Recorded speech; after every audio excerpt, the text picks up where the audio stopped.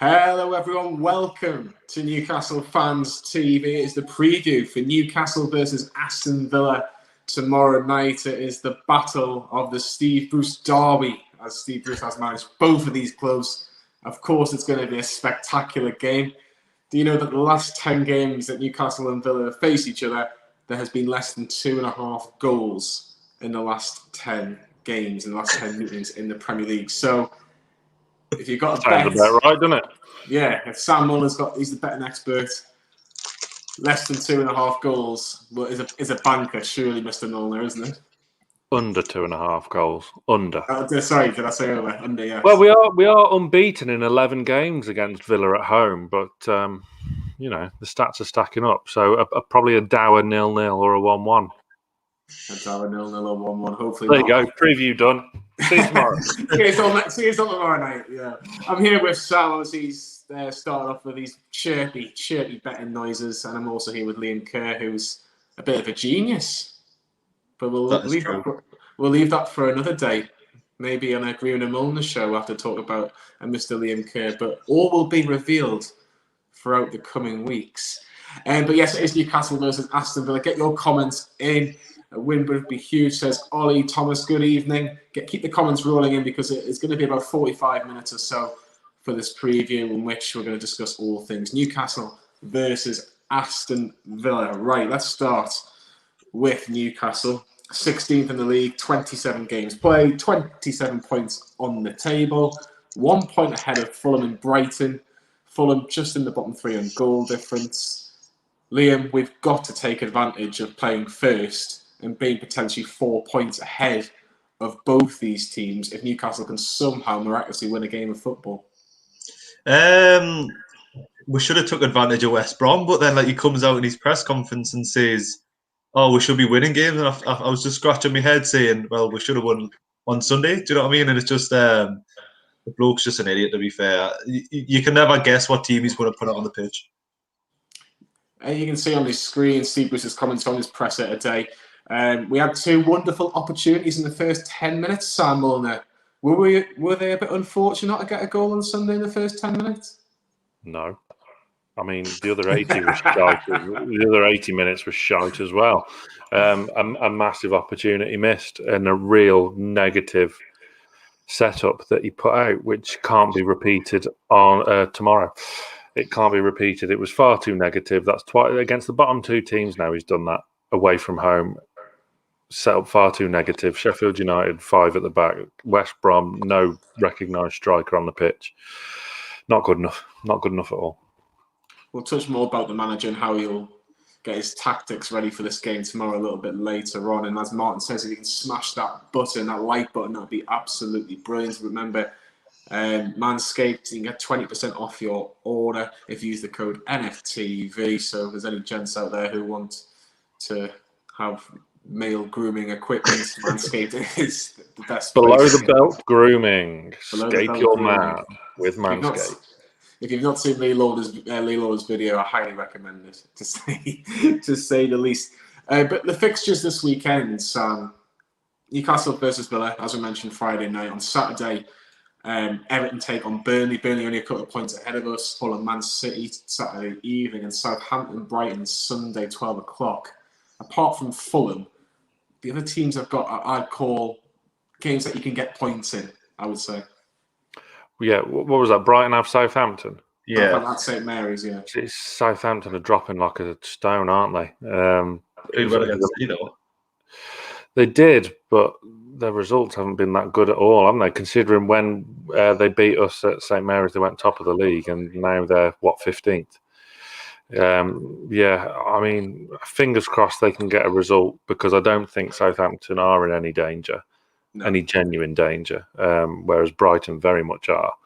And I worry about our game next week at Brighton, to be honest. But yeah, hopefully City can carry on their domineering, good form, Derby aside last week, and stick 9 or 10 past Fulham and really fuck their goal difference up. Yeah, obviously we'll be all big Manchester City fans and Everton fans this weekend. I think it always changes depending on who's playing who. But In terms of Newcastle, Liam, 2 wins in 16 Premier League games, no clean sheets in 5. When Newcastle have only won 1, drawn 1, and lost 3. They're not going in this game with any real confidence, are they? Well, would you if Steve Bruce was your manager? Exactly. I think no one's got confidence because he doesn't set up the team with confidence. Like you keep referring to West Brom, we didn't even have a striker on the pitch. So how much confidence is that going to get you to score a goal? That is the big question, Sam. He's talking about chances. He's talking about games that we have to win. Surely he has to change his strategy if you want Newcastle to get goals. Because if Newcastle score goals, and Newcastle score first in matches, Newcastle have won 4, drawn 1, lost 2. So if they score first, they seem to react better, even if the opposing team are basically trying to get the better of them. They can kind of cope with it a little bit better. First goal is huge because the way we set about our games these days with Steve Bruce, if we go 1-0 down, we've had it. It's game over because we have set up so negatively. This new system, well, it's not that new anymore, but the system we have at the moment kind of was built to accommodate ASM and Miggy, which makes it all the more baffling that you don't tweak it slightly when both of them are out. You like the system, Sam? When you have the players. Right. Broadly, it's broadly fine. Do I like it? Not exactly, but it's better than previous. Everyone knows who's watched this channel for more than 5 minutes my feelings on the system we should play. 4-2-3-1 in case you've only been watching for 4 minutes. But it's bizarre because the way he set up last week with no goal threat, even if you play Dwight Gale, there's no real goal threat because the system doesn't utilise his strengths. It doesn't utilise Isaac Hayden either, which is why I'd make an argument of sticking him at right back because he's currently on the left-hand side of the 3 in midfield and he's struggled compared to his normal performances. It's not getting the best out of him. So I think it just needs tweaking slightly to accommodate the players that are actually fit. And, we need to get some goal threat about us because if we don't score goals, we ain't picking up any points. We'll touch about Villa. I can see John's in the comments. I see he must be a Villa fan. Jack Grealish is out. Matty Cash, there's conflicting reports on him. Apparently he's fit. I think he is, yeah. Yeah, that's a big boost for Villa, but we'll talk about them shortly. Liam, you've touched about if the personnel's right, the system can be quite good. But if we haven't got the personnel, what would you suggest is the best formation for Newcastle in the game tomorrow? Well, the players that we've got, it's hard to even pick a formation because I think obviously we're attacking options are very limited in Carroll and Gale. So you potentially maybe play 4-4-2 and just stick Carroll and Gale up top and put Fraser and Murphy on, and because they can cross the ball in, so big man, little man sort of thing. That's what I would do. Do you agree with that, Sam? You could make a case for it, definitely. Nothing can be worse than having Dwight Gale pull out to the right-hand side and just, what's the point? Yeah. You may as well, you're pissing into the wind, aren't you? So it's worth a go. You made a point a couple of weeks ago, Johnny, that you would maybe go 4-4-2, and I can kind of see the argument for that now. Against West Brom, I was 4-4-2. Villa are a better team than West Brom, but they are missing some players. Well, obviously no shit, but still. I don't know. West Brom and Villa, there is obviously a massive difference, and I don't know whether I'd necessarily go 4-4-2, but I do think we need to be better going forward. And if 4-4-2 is our best way of doing that with the players we've got, then possibly I would do that at home. If it was at Villa Park, it might be a different kettle of fish. I don't know if you agree on that. I think it is, given the players we've got left. You could play, obviously, flat back 4, fine. Then you could have Hayden and Shelvey in midfield as a 2, which works well. Fraser on the left, Murphy on the right, little and large up front, or you could go Joe Linton and Carroll, Joe Linton and Gale, whatever. If he's so determined to play Joe Linton, I personally wouldn't in a 4-4-2. But what do you do if you're Andy Carroll? I'm still reeling after his 32nd appearance on Sunday. I've seen a tweet that he got 30 grand for coming off the bench. We would. He was on pay as you play. Yeah, so he got a grand per minute. Like, Bruce is probably like, oh, yeah, you go, mate. Here's your 30 grand. You know what I mean? Yeah, I think Lee must be in the backgrounds for Carl, Sam, and Lee. What was that there? Sam, I missed that. Sorry. Yeah, this is the one we want to win, and it absolutely is. Absolutely. Lee doesn't like Aston Villa. Me and Carl are from the area, and to make things worse, my wife is Aston Villa, so it's a big one. Yeah, it's making sure you don't get a divorce by the end of the night, I think. Well, we'll get a bottle of wine, and whatever happens, happens. I think that's after the game, isn't it? Anyway. Right, we'll forget about that one for a second. Anyway, on a brighter note, Villa have never ever won a Premier League match on a Friday night. Now, I know there's never really been many Premier League games on a Friday night until Look, me, you're clutching at straws with your research, aren't you? Well, you know, I've managed to dig this one out. But Newcastle have won on a Friday night. Can you remember who that was against? Yes. Liam?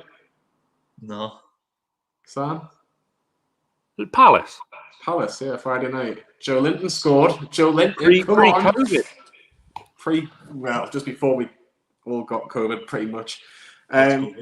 Yeah, so let's talk about Andy Carroll, Liam. Does he deserve a start? Because he is something different. He can be a threat. And you look at the options that Villa have at centre-half in particular. You look at your Mings and Ezri Konsa. I think Villa's defenders need a battle. They don't really need a Gale where they can just kind of, we'll just let him be a little bit. I think if they have a proper battle with the striker, I think that's where Newcastle can get their advantage. I think every striker deserves his chance, and obviously Gale had it against Chelsea or Man U, one of the two. And then Joe Linton got his turn. Now I think it's Andy Carroll's turn. Like you said, I don't think Mings doesn't really like a battle, does he? So I would chuck him in. We've got now else to lose. We're gonna draw or lose. We're gonna draw or lose anyways. Do you know what I mean? We're not gonna score, so it doesn't make a difference. It just shows, though, Sam, how much of an impact it is that when we don't have a proper striker like a Callum Wilson. Like, we knew this was going to happen when he got injured. We were thinking, of course we did. Like, we need the likes of an Almiron and Saint-Maximin to get us out of this shit. Now they're both injured.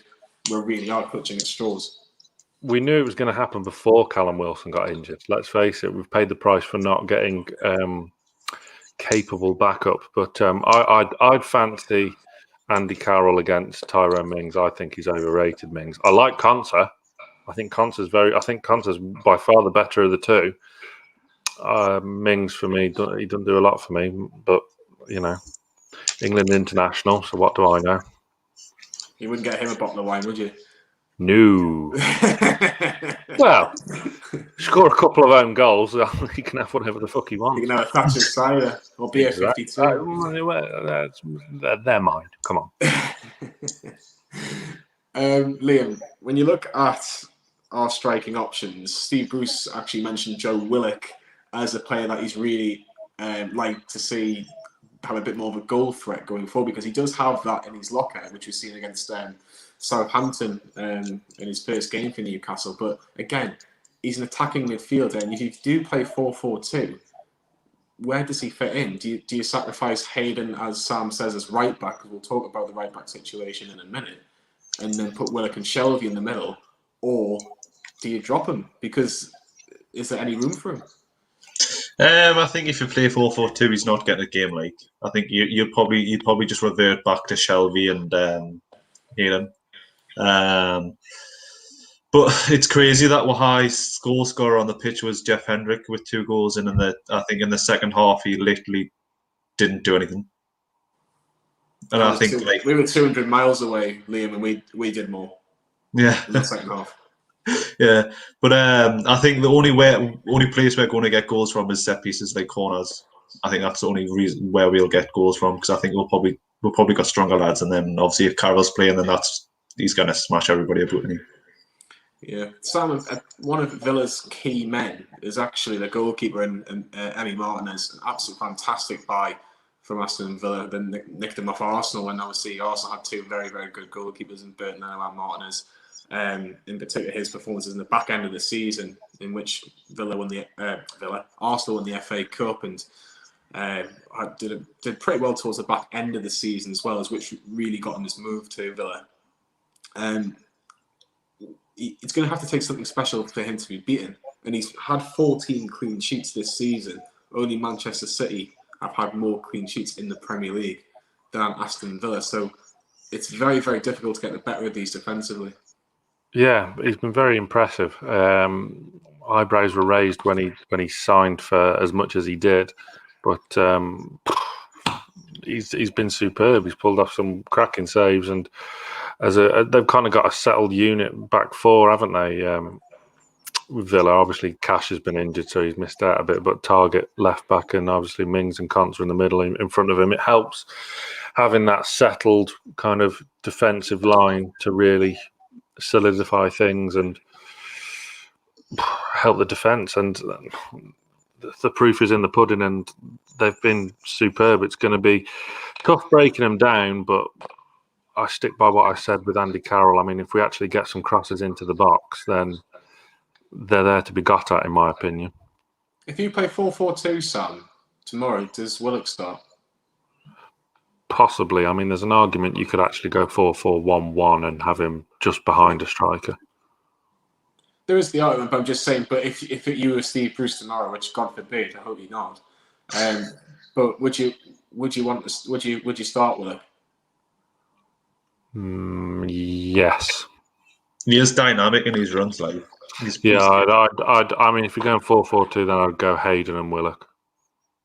I think that's a good shout. It's a very, very good shout, to say the least. Jonathan Shelby divides a lot of opinions with Newcastle fans. If you look at the Facebook post, I think it was either this morning or last night about whether John Joe Shelby's a legend or not. Was a fascinating debate on the comments. That was Brandon. Yeah, that was Brandon. That was all Brandon. It's almost at 40,000 likes, the Facebook channel as well. So if you can please give that like if you haven't done so already, that would be greatly appreciated. Very close to 40,000. I think it might even get done this weekend. So if you can help us out in any little way, that would be brilliant. And Liam, no Jack Grealish. That's massive for us because Jack Grealish, most assists for Villa this season by a country mile, has contributed with goals as well. He is their main man. A lot of people have been comparing him to like a Paul Gascoigne, kind of a bit of a maverick. It's such a big miss for Villa, but fantastic for us. Oh yeah, they'll miss him because I think they were quite poor. Who did they drew 0-0 with someone and they were really poor without him. Yeah, they played Wolves last week.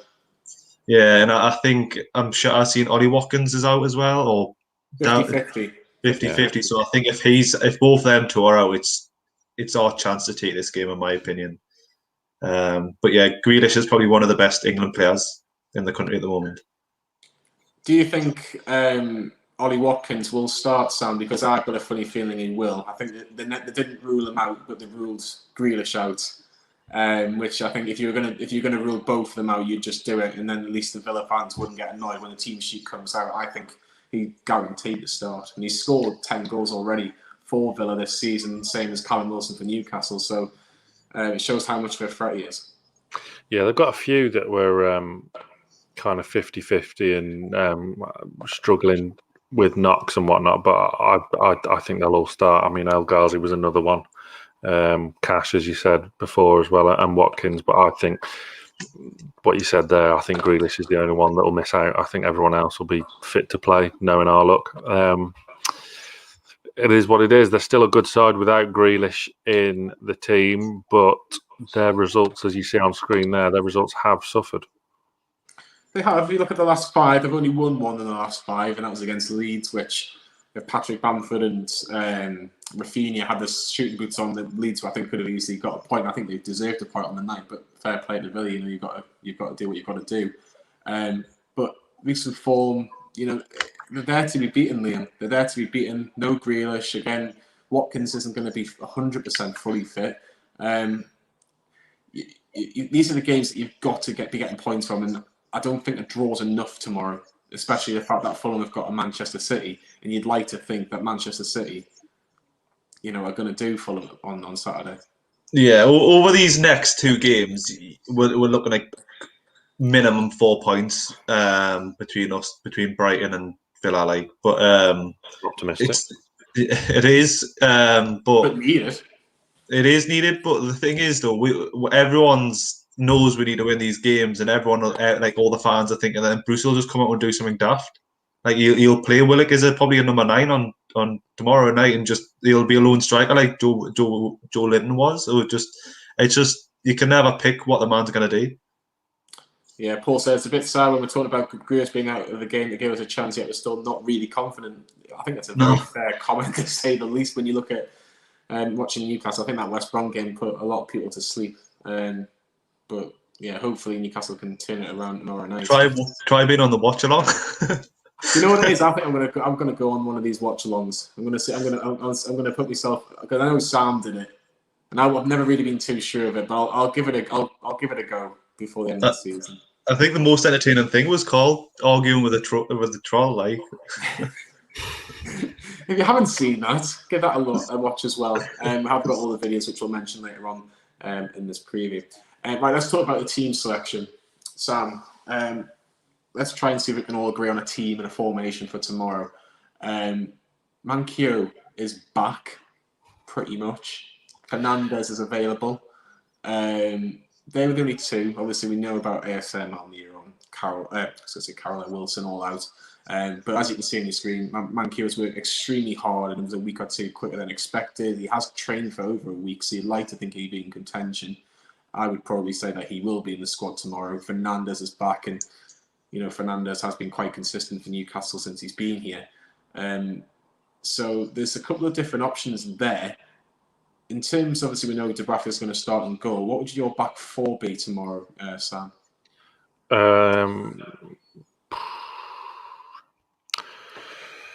This is assuming that Bruce is going to continue with the same system. Okay. Okay. So just the back four, though. Just the back four, mate. Yeah, I know, but it's all relative. So Yeah.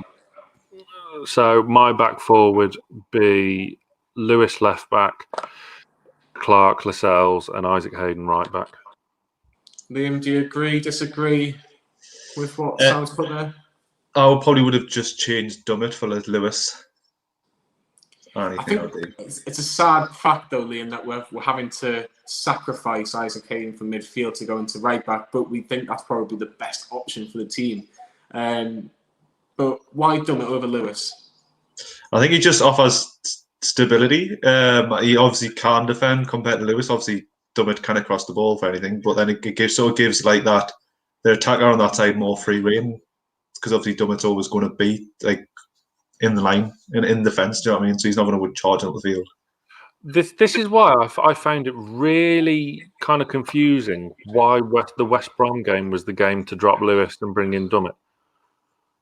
Because surely you want to attack, so I don't think we needed extra defensive stability against second bottom in the league. I wanted to get forward, and you're not going to get that on the right hand side with Kraft. So at least get it down one side of the pitch, and with Dummett there, who I love Dummett, but he's more of a centre back in my eyes. He doesn't have the legs to get up and down, up and down, up and down for left back anymore. He's a fantastic centre back, consistent as you like, solid as a rock. But I just found it very, very bizarre that you stick Dummett in against West Brom. And he did the same for Sheffield United. He stuck him on at left back and brought him back into the team at Sheffield United. Dummett is the kind of guy you would play against the better teams because he is more reliable and he's more defensively sound than Lewis. Of course he is.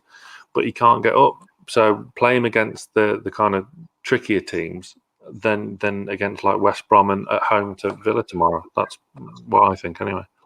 I felt like when you look at the team selection last week against West Brom, my initial feeling was negative. It was it was negative. It was too safe. It was we can't lose this game rather than we've got to win. We've got to win.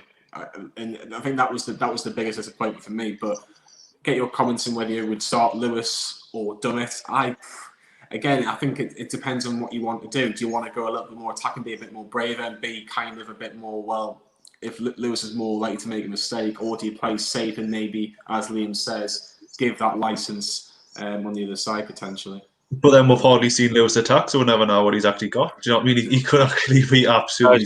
Since we switched to this new system, he's done a lot better going forward. He was fantastic at Everton in particular.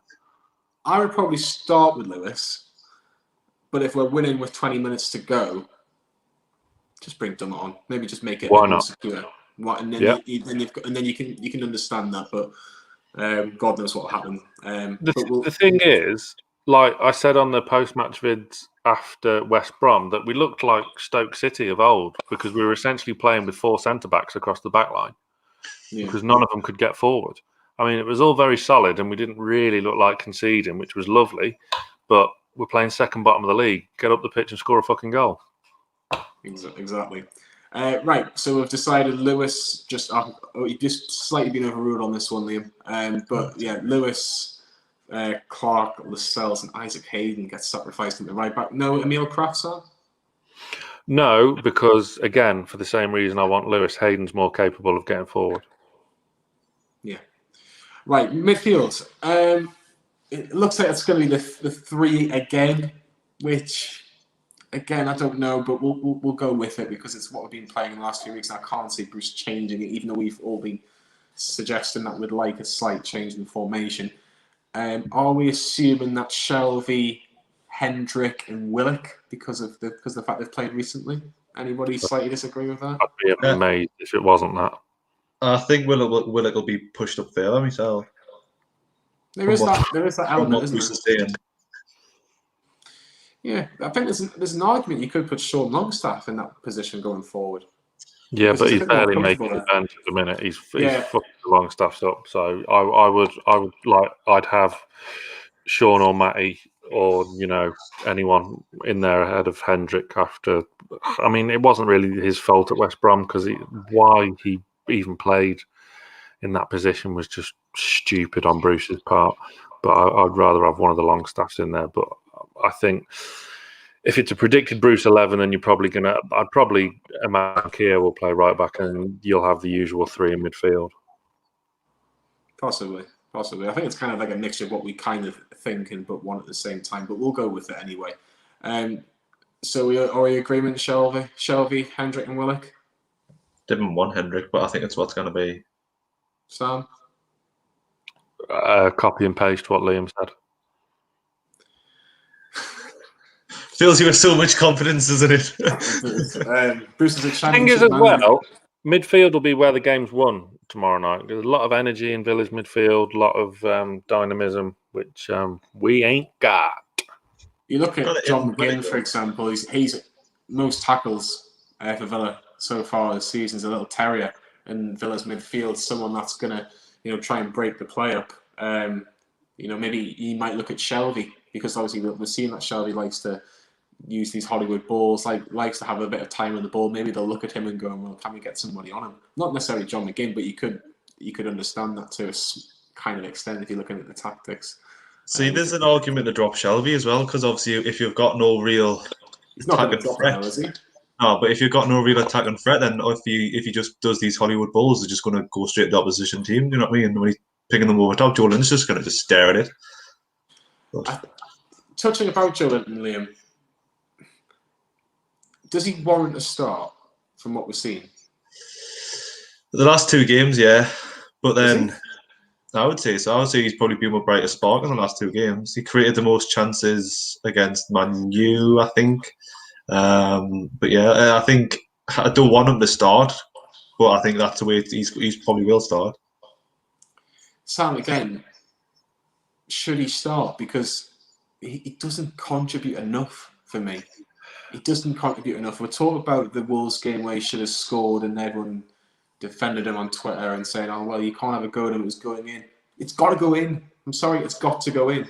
And then that West Brom game, he passed it to the goalkeeper in the second half with that left-footed strike, if you want to call it a strike. I don't see what he does on a team. I get so annoyed when I see his name on the team sheet, and I don't want to be bad to Joe Linton, but he doesn't offer you anything, and we're in a dogfight here to stay in this division. If he starts games, we don't seem like we're going to pick up points, or we're going to pick up many points anyway. Just doesn't carry a goal threat, does he? No. Simple as that. If he's going to be the highest player up the pitch, what's the point? It's going to be the same. You'd be better off with Gale or Carroll up there just to kind of muddle through. But he's not been playing badly. But has he looked like scoring? He should have been, arguably, in both games. Obviously, the big Wolves chance, which I don't think Size knew anything about, but hey-ho. But that chance against West Brom, it's obviously magnified because it was a game of such few chances. And that's a relatively clear one. We should have just put his freaking foot through it instead of trying to beat two players to pass it across to Fraser. I personally wouldn't start him. I personally wouldn't either. But I think for some reason he does start me. I'm trying to see from a perspective for Joe, what does he offer? What does he offer? Does he hold the ball up well and bring other players in? Very rarely, or occasionally at best. Does he carry a goal presence? No. Does he, have an assist in him? Very rarely. Is he just there to be a nuisance, Liam? Is that the only thing you can think of with him?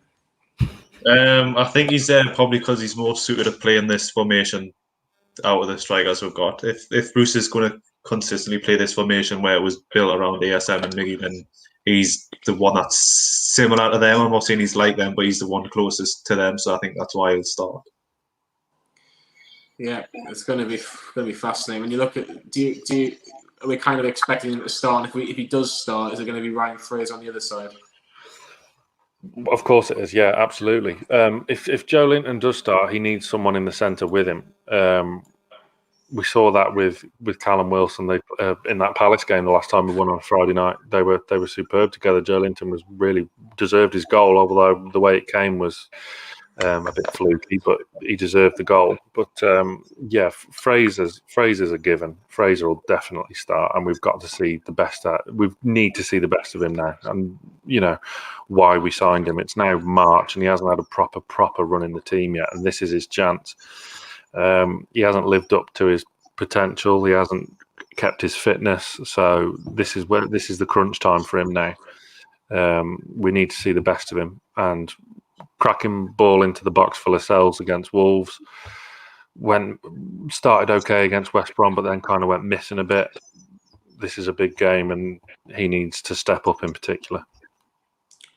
We need a big performance off him, Liam. He's been speaking to NUFC TV this week, saying, I'm trying to help the team as much as I can. It's been a bit stop-start, but we need big performances from our better players, and he is one of our better players on his day.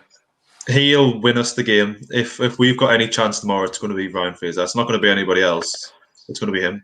But he'll probably not even start tomorrow, so that's a different story, but whatever.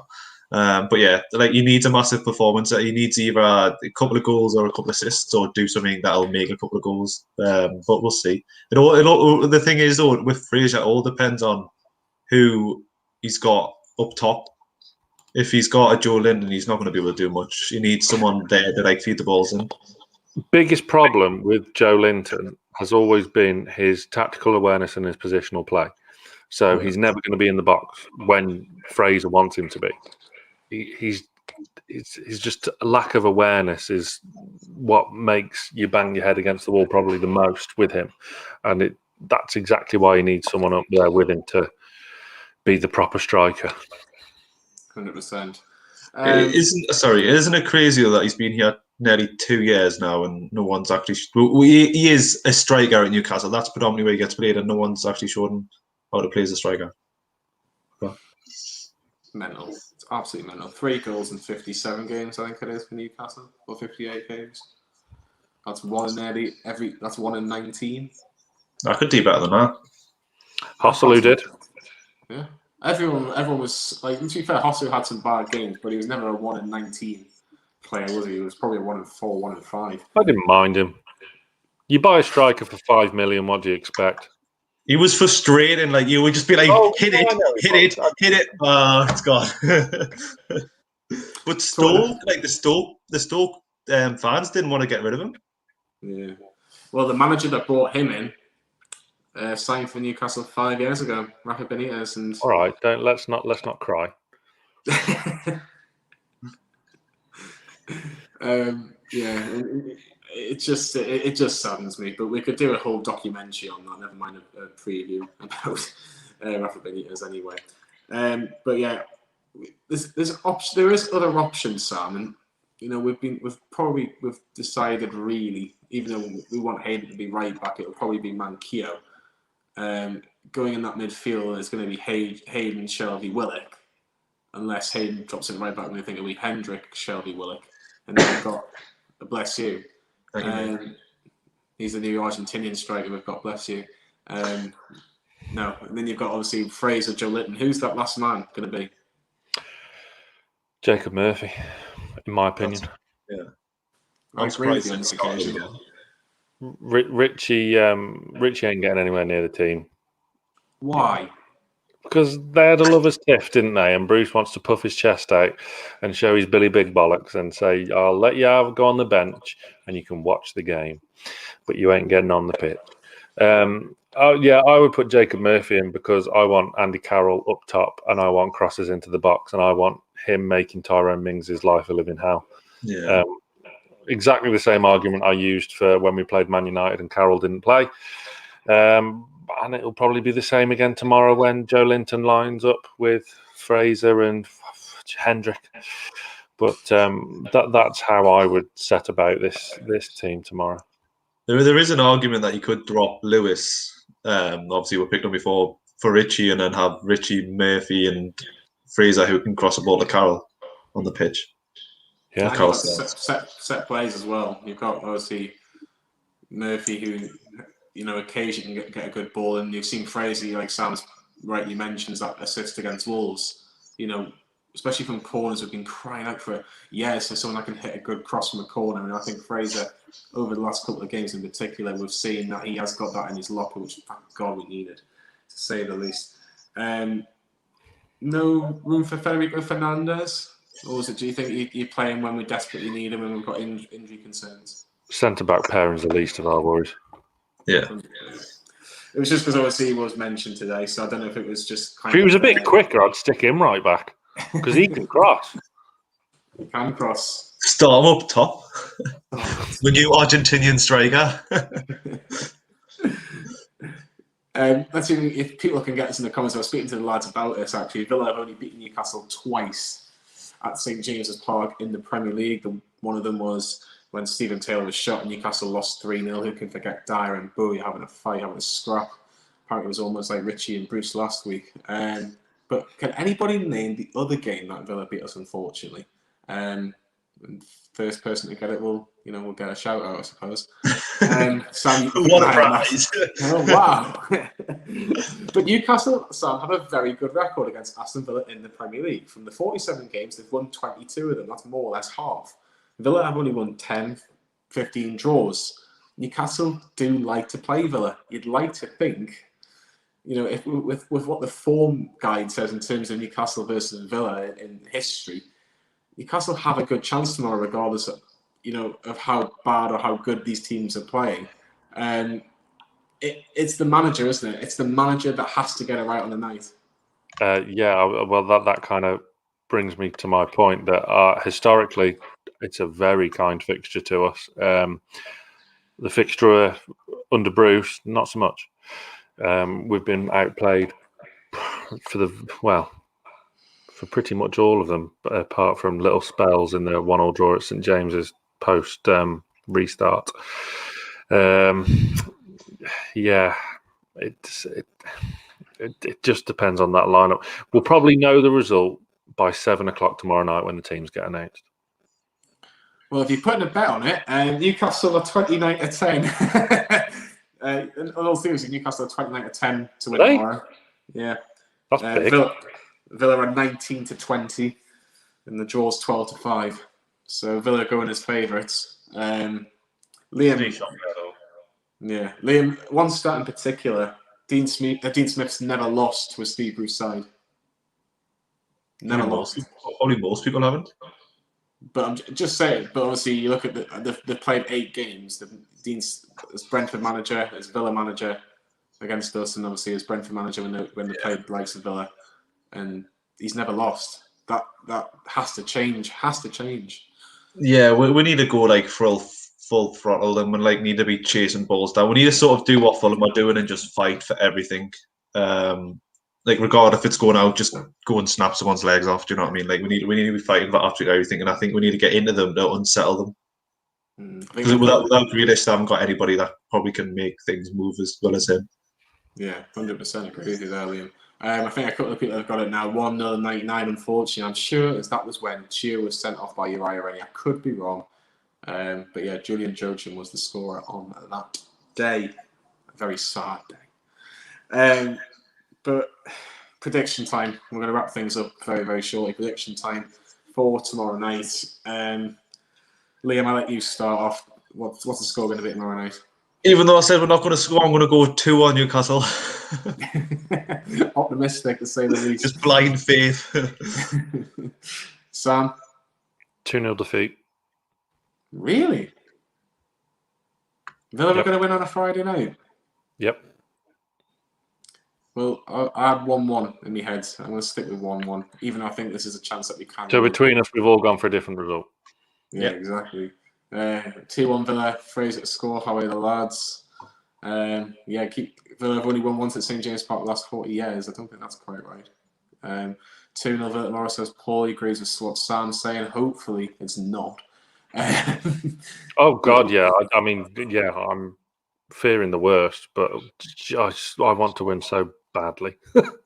We need a win. If we can get a win tomorrow, it'll be huge. It'll be massive. Huge. Oh God, yeah. Because you cannot really see Fulham beating Man City, can you? No, I don't see them winning, but you never know. Sam seems to show a facial expression that it could happen. Look at how they absolutely dominated Liverpool, didn't they?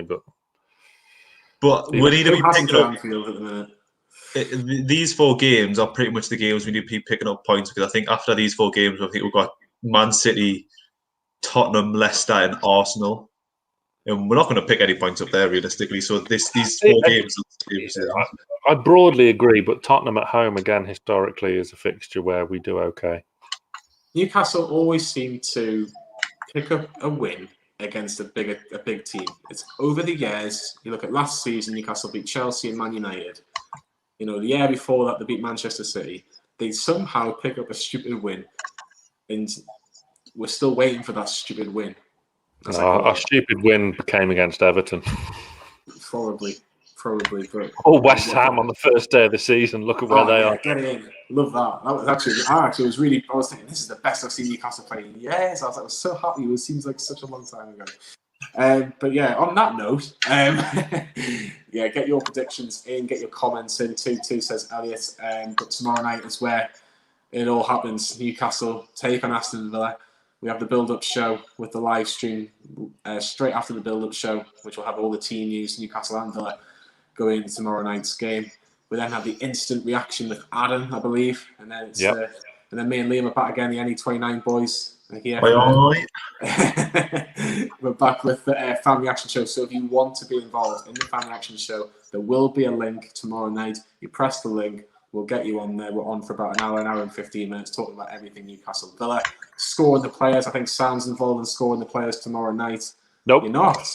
Matt, Carl, and Brandon. Hey, you're not going to say me and Sam talk about Emil Kraft riding bike backs? No, that'll be the week after. That'll be the week after. And then here's the last word with Lee Lawler. Probably going to be Saturday morning by the look of it. So best of luck with that, Lee. But yeah, I'm sure he's watching, but he'll do a good job as always. My thanks to Liam. No worries. I didn't realise you wanted to speak there. Every now and again. Like sometimes you'll go, my thanks to Liam and Sam, and we'll see you very, very soon. But other times you'll chuck in a thanks to Liam, and then we just look like tits. So, my thanks to Liam. Oh, sorry, I feel no. No worries. I'll see you tomorrow. My thanks to Sam, and we'll see you all very, very soon.